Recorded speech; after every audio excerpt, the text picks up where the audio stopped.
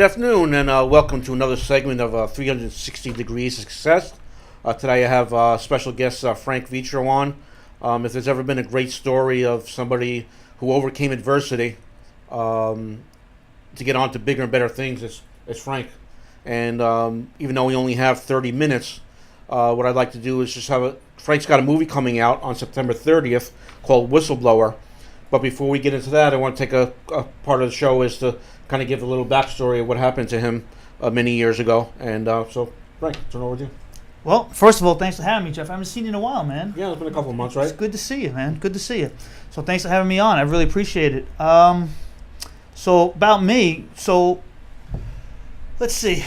In 2006, let's just fast forward. In 2006, I was a school principal in the Hamptons, Hampton Bays, the blue-collar Hamptons, not the Hamptons everybody thinks about, East Hampton, Southampton. The blue-collar Hamptons. I was a young guy. I got there when I was 31, almost 32. Short stint till I was 34. Became a high school principal, high school and middle school principal. Doing real good. You know, my family came to this country, first generation Italian. So their kids, they were dirt poor, so their kids can have education opportunity. And here we were living the American dream. Not only was their son educated, he's becoming a leader in education at a young age. I was really doing good. I was proud of myself. I'm not good at many things, Jeff, as you probably know. But one thing I can do is educate. I was really good at that. That's my one thing. I could educate kids. And that's what you do now, and you're very passionate about it. I am doing that. Yeah, that's one thing. You know, if you want to rewire your house, forget it. You want to build a deck, forget it. Change the oil in your car, not me. In fact, you want to do anything else in life, call somebody else. You want to talk education, I could do that. I could tell you that. So I'm doing real good.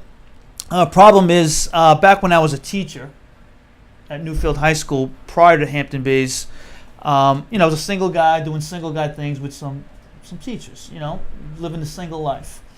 And then I left. I got my administrative degree and I left, and one of the women stayed real close to me. I didn't realize it at the time, but for 4 years since that I left Newfield to be a principal, this woman stole my identity. And she did a lot of things with students, with my personal identification information, and she broke some laws. And so 2006, now back to 2006, middle school, high school principal, leaving my school building February 8th, and going to meet my mom and take her out for dinner on her birthday. And cops pull me over in Hampton Bays, right on Main Street, and they arrest me. I don't know what they arrest me for. Next thing you know, I'm being interrogated for seven hours in my gym shorts. I was going to work out before meeting my mom for her birthday. I'm in my shorts, chained to the floor, and next thing you know, I'm in the 7th Precinct overnight. They take me to Central Islip Courthouse to be arraigned, and before I could blink my eyes, I'm in Riverhead Jail. I'm looking at the TV screens. I'm looking at the press release, the newspapers. I'm all over the media. The police commissioner, Richard Dormer, who probably, I don't know if he ever was sober, but I don't think he was sober then either, and he's calling me a terrorist. I was a terrorist. I was a predator. I did things with students, all false, of course.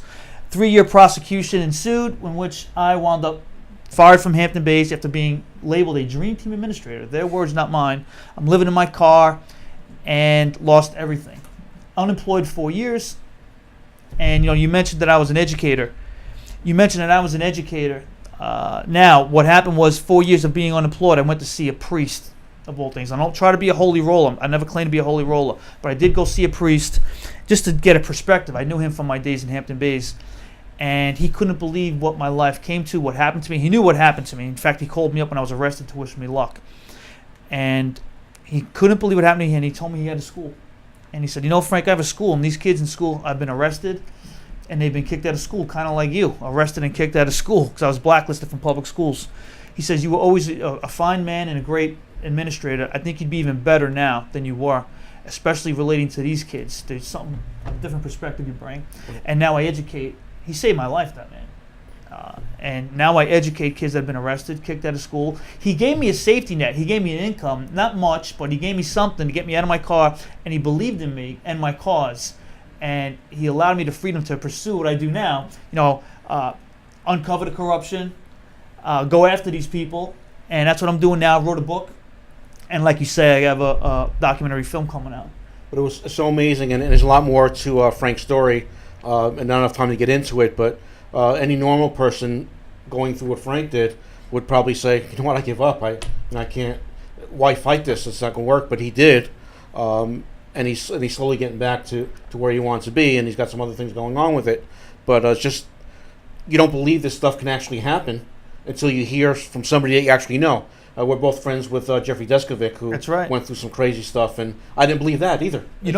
They don't want you to believe. They want it to be so crazy. It's funny you mentioned Jeffrey Deskovic and the slew of people that I've met. But it doesn't sound believable, does it? I mean, if doesn't. you hadn't met him and No. before this happened to you, you would say, yeah, right. You don't. In fact, I have to tell you, I started keeping a journal, okay, when I was arrested, of things that were happening, and that journal morphed into a book. And my book is written in journal form. I just kind of, reshaped the pages that I was writing as a journal. And you're right. People, when I was arrested and I was uncovering things, people were saying, that doesn't happen. The DA's office doesn't do that. What are you kidding me? It's Thomas Spoda. He's an upstate. No way to have education. They don't do that in education. So when I was doing my show, Standing on Principle, named it after my book, when I was doing my show, something came out in March of 2017 about Thomas Spoda. My book is written in journal form. So I brought my book. Look at this plug, everybody. So I brought my book. And I turned to March 7, 2007 in my book. I say, guys, remember when everybody thought I was crazy and this doesn't happen? And Frank, is it you or is it the world, Frank? Like, give me a break. I read a paragraph. It was written in Newsday about Spoda that day, March 7, 2000. I say, guys, you're 10 years too late. I already wrote about it, but you said I was nuts. Right. It's crazy. So you're 100% right, Jeffrey. And there's one thing, I'm throwing in exact facts, but you began to work on your case by yourself, and you found something. Was it in a transcript or something? It was that you found that nobody else found? Yeah, nobody else found it. I kind of did a little gumshoe, little makeshift detective work. I went to the courthouse, sweet talked the women. Next thing you know, I'm in the back room and looking through all the files. And a sworn statement that was 3-year prosecution, a sworn statement given by the woman who had me arrested, the one who stole my identity, right, where she admitted that she did that. That she stole my identity, called women I went on that I hung around with. That's what I was arrested for. Phone calls and things like, and she admits to everything. And conveniently, she left it out because after more investigating over years and years and years. I mean, I'm still uncovering things. She had some type of relationship with the arresting police officer. So they had it. If they didn't get me, they had to get me before they got her. They had to get somebody to take the heat off of her. Right. That's called selective prosecution. That's Thomas Spoda. And I don't know if you could talk about it now, but do you have something going on with that same case for a lawsuit? And I do. I have a civil suit that's alive and well in Suffolk County. Here's what I'm worried about with the civil suit. A month and 14 months ago, over a year, there was summary judgment motion. The county made a motion to dismiss my case. I made opposition. In that case, I deposed, as you said, I started becoming my own attorney. I deposed the arresting police officer who admitted that he reviewed some of my documents in my file. Those documents were exculpatory. I didn't have that information, but he admitted that it was there and it was in his possession. I requested it. By rule, by law, I'm entitled to that. A year and a half goes by. Finally, the court says, listen, you have to turn this information over. You can't, it could help me out. You can't withhold it from him anymore. Right. Year and a half goes by. He finally goes to court with a sworn affidavit that says it was destroyed. He destroyed the documents. Instead of turning it over to the judge, who tells him to turn it over, he says, screw you, judge. I'd rather destroy it. So how much trouble, everybody, would Officer Wayne Heater, now Detective Wayne Heater of the 7th Precinct, get in if he would have turned it over? If he risked doing that. Right. Now, what I'm nervous about, because Suffolk County kind of sticks together, and I hope it's not true. It was all admitted to. They defaulted because of it. I'm hoping it's a year and 2 months. It doesn't take a year and 2 months to make a decision on a motion. I'm thinking why the judge would let him. One thing for a judge to say, hey, Suffolk County, you want to screw over Frank Vetro, fine. But I'm hoping the judge has some pride and says, hey, you don't do this to me in my court. I told you to turn it over. You're going to destroy it instead of turn it over. I'm hoping this judge says, hey, listen, this case goes forward. But it's a year and 2 months, which means I'm thinking they're trying to find some obscure rule or law. I don't know. I'm a little nervous, Jeff, to be honest with you. But this one I should win. Yeah. Who knows? It's crazy. It's just crazy that stuff goes on, and you hear Yeah. it, and you hear it more and more. So on September 30th in Long Island, where? Long Island, Sayville, is it? It's going to be in East Islip, actually. East Islip is a movie called Whistleblower. Yeah. And Frank, along with Kathy Cole, who has an amazing story as well. We could maybe talk about that a little bit. Sure. But this movie, it's coming out in the movie theater. Netflix might want to pick it up as a series, and there's a whole lot of big things running with this. It premiered in Washington, D.C. a few weeks ago. It did. So let's talk about that a little bit. Sure. So it's funny because I wrote like I already alluded to. I wrote a whole book about my story. I know everything about it.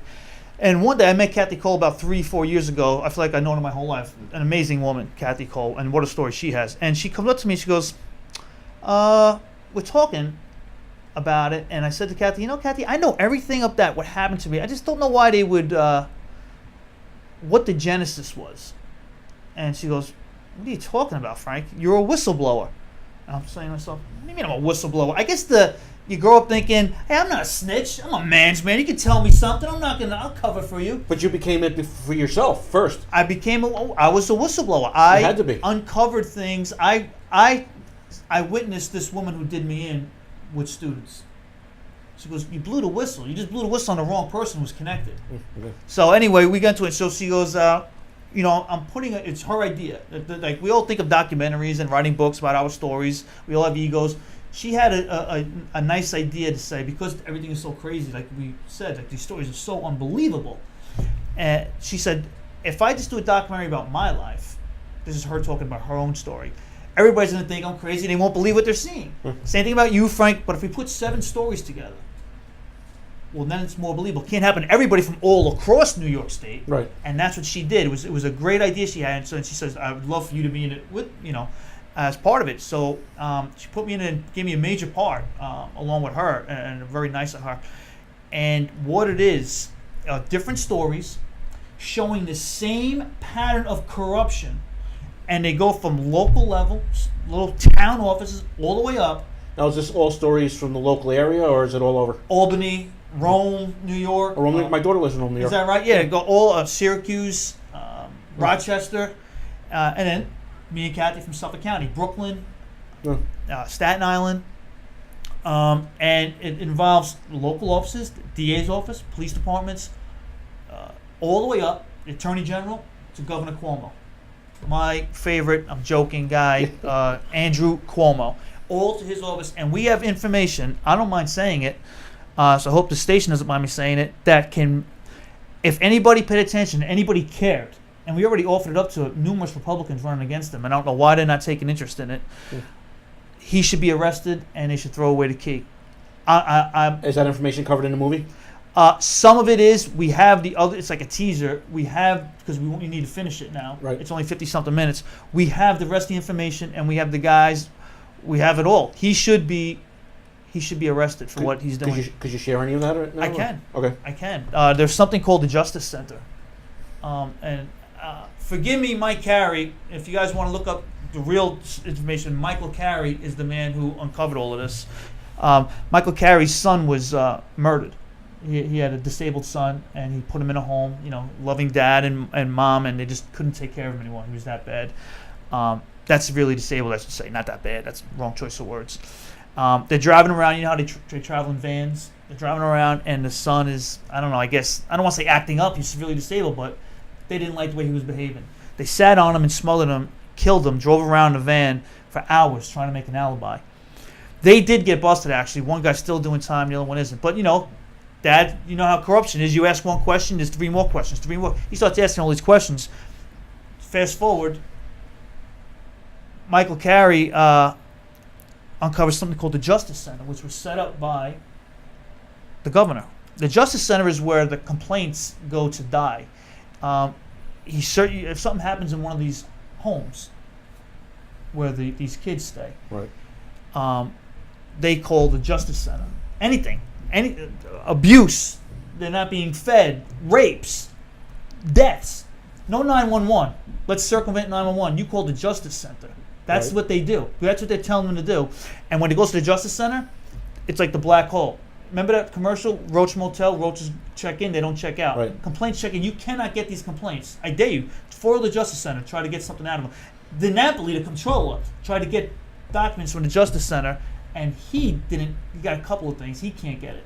So basically, the idea of it is to file it there, and they're going to take care of it. And nobody knows about it. And Nothing gets done. And Medicaid, billions of dollars in Medicaid, being misappropriated because Medicaid's for the state gets it, and it goes to these 400 homes that are out there over that, and for safe homes. Okay, we're going to give you this. We're going to give you this. There are like 8,000 phone calls a month going there. 13. I want to say 13 deaths a day nationwide, or perhaps New York State, rapes, and all kinds of abuse, and nobody knows about it, and he's getting this money. He knows about it, and what's his money going to? He's doing nothing about it, and he circumvented the public official who's elected, the DA's office, to prosecute these people. Nobody knows what's going on. well, And it's happening as we speak. We have a guy in the documentary, Walter Wanger. Nobody knows. His son had worms in his throat. Worms in his throat. He's living off machines. There were worms in his throat on 2 occasions. One of our whistleblowers actually who works for one of the facilities, said, "Screw this. I'm blowing the whistle." Yeah. And he did. Filed a lawsuit. The only known case that I know about in New York State where he actually proved he was retaliated against by the state, and he won. However, the reward was $1. The Attorney General's office just lost the appeal on that case. The judge in the appeal says it's too much, and it's all true, and I can't appeal it. But here's the corruption. But the judge said, I can do this though. This man, in pleading this case in the lawsuit, worked up $913,000 in attorney fees. Years this case was against the state. right. The judge reduced those attorney fees, get ready for this everybody, to $11,000. So the message sent was this: you got a case against the state, even if you're right, kids dying, whatever it is, Doesn't matter. what attorney is going to take a 4, 5, 6, 7-year case against the state to get $11,000? Nobody. You can't go against New York State now. And I'm trying to bottle it up, make it quick, but that's what's going on. We have proof of this. This is happening as we speak. And the Justice Center is corrupt. And Cuomo goes all the way up to Cuomo. And all of our complaints, I complained to Cuomo's office when he was a governor and an attorney general. You just get ignored. You get hung up on. Now, Kathy Cole's case, she had come up with a system for safety in the schools. Yes. And it was, and me and Frank were kind of kidding about it because you think, how does this happen? Everybody remembers back in the day, the gym doors that used to open and close like really, really slow, and kids were getting caught in it and hurt or killed. Yeah. Right, so we would kid about it. I mean, the doors move so slow, how does that happen? But anyway, she came up with this device or an invention type thing that prevented when somebody was close to the doors that it would stop, right? Basically. Right, kind of like a garage door. Right. So you can take it from there. Yeah, so her family were they're inventors, and her husband created this device, family business, where like a garage door opener, safety I should say, where if it touched you, it would open up again. Great, the American dream. They created something. They were doing well with their tri-state area. They were doing very well, and God bless them. This is capitalism, the United States of America. They invented something that was not only saving lives, but that was their job, and they were making money. Congratulations, because she's been accused of being greedy, and I'm thinking, how could you say that? Like that's It's a safety the issue. American dream. There's Right. a safety issue. They did it because the kid died right here in Cold Spring Harbor. Was it Half Hollow Hills? Right here in Long Island was like the first one. The girl died, and the mom happened to be in the building. And it was a tragic event. They couldn't get her out, the kid. So kids dying, they create a device, they're being saved. The problem was another person got injured. So Kathy calls up basically and says, what's going on? Are these things being implemented? She starts asking questions like we're not getting phone calls. That these safeties are not being, they're supposed to be checked up and periodically throughout the year, each school district. Nobody's putting them in. And there was money allotted from the state ed department to each school district, like around $40 million to do this. All right, well, where's the $40 million going, number one? And how come nobody's, using these safety devices? They were bypassing them, using their whistles and the chain, the gym teachers, like all kinds of things happening. But not only did they do that, but then they tried to score. Yeah, exactly.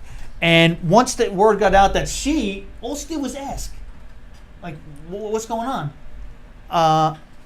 her entire business, what she created, she went from being the go-to person for this. No phone calls, no jobs. Business wiped out. The school districts would not work with her anymore.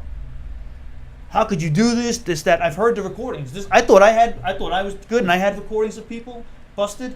She has like 2,500 recordings. She would go in wired. She has I don't know if I've had 2,500 conversations in my life. She has 2,500 recordings of this. And they had funding allocated for this venture too. Yes. Which never went to that. It went somewhere. Just implement the savings. Not coming out of your pocket. Right. So where is this? And with that, she uncovered so many other things regarding BOCES and which is the Gestapo of education. She uncovered things, and her business was wiped out for blowing the whistle.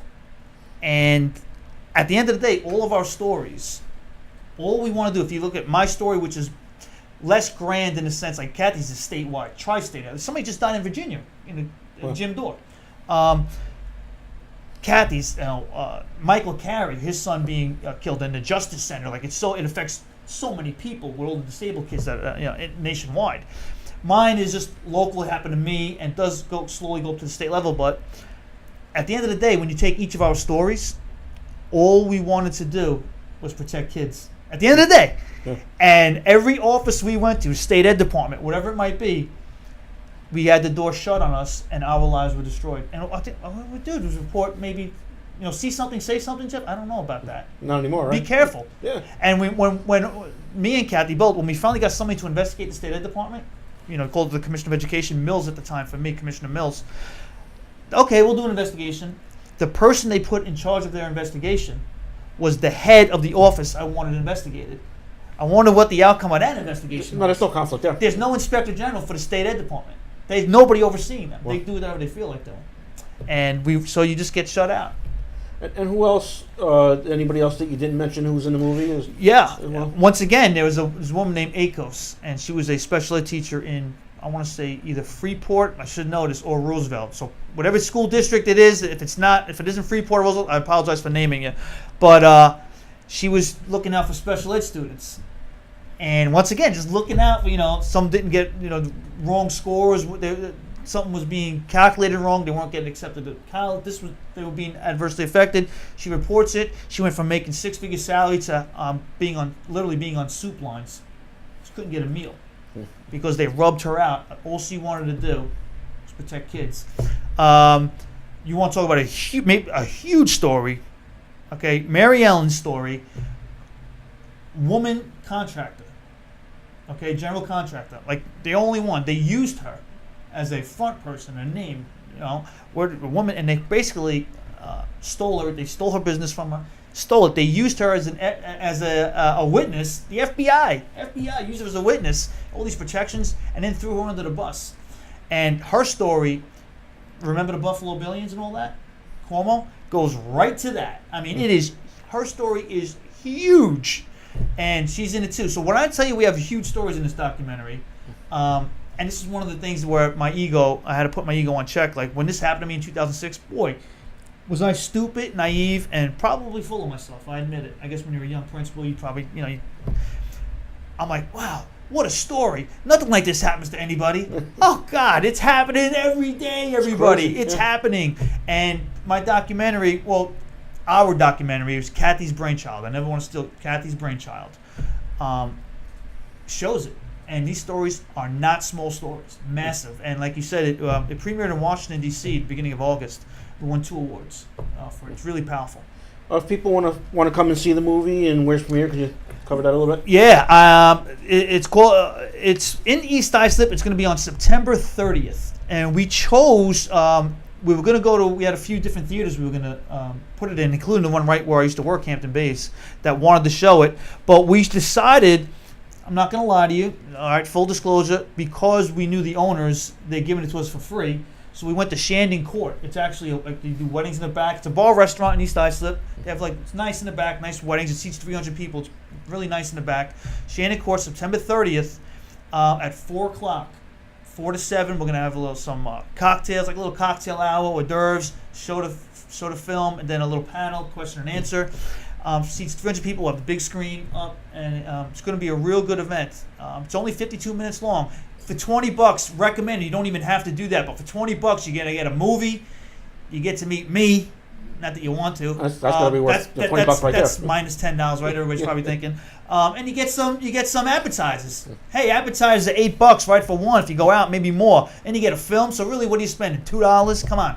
So if people want to buy tickets, how do you do that? Yeah, you can either pay at the door, September 30th, Shandon Court, East Islip. It's right on Main Street in East Islip. Or I do have a, if you go to Facebook, everybody must have Facebook. If not, use your friend's account. I did set up an event page, Whistleblower. And if you go to it, it says all the information right there. And we have a Eventbrite, I guess it is, an Eventbrite. Click on Eventbrite. You can get your ticket ahead of time right there, or pay at the door. Either one. But it's going to be a great trip. You going? Yeah, I'm down. Of course I'm You going. better go. Come on. I responded on your Facebook, so I was going, but Oh, you did? I wasn't able to buy tickets in advance, so that's why. You don't have to. You can get it at the door. It's $20 recommended. You don't have $20, $15. You have $10, whatever. All right. Give me the shirt off your back. If people want to find out more information about what you're doing and you can talk, you got your book, Staying on Principles. We got the book, Staying on Principle, which I'm gonna edit probably. I got a few things I have to put in. This is a living, breathing story, so I could go on for like 8 different editions. But like I said, though, this documentary actually, and you can go to. I started a website for my book and for me and for the things I have going on, radio show and all that. It's an ingenious name to the website. Took me probably 8 years to think of it. It's called frankvetro.com. Wow, how'd you come up with that? I don't know. It's just unbelievable. So frankvetro.com tells you everything about me. In case you're interested, the book. Listen, get the ebook. I'm not asking you to spend bucks. $5 for the ebook. You have to spend $12 for the book or whatever it is. You don't read books, donate it. Help the cause. All right, for $5 you can help the cause. That's all. Burn it. I don't care what you do with it. It's helping a cause. It's helping save taxpayer money. So you go to frankvetro.com. You can learn all about the whistleblowers. I have a whistleblower page on my website. And I do have something big in the works, which I can't announce, but stay tuned because I do have some big things. Kathy Cole has some big things going on. Cool, I'll have you back on for sure. Yeah. She'd be another great guest for you, for sure. What she uncovered was unbelievable. Wow. Okay, amazing woman. Great. Also, if you want more information about the show, you can go to the website 360degrees-to-success.com. Click on the YouTube link. You go to YouTube channel, see other shows, and subscribe. Subscribe to the YouTube channel. And, of course, my website, as always, is mymediationservices.com. So, Frank, thanks for coming by. Thanks for having me, have you back again. Pleasure seeing you. Everybody go to the movie on September 30th, and I'll see everybody again next week. 360 Degrees Success. Take care.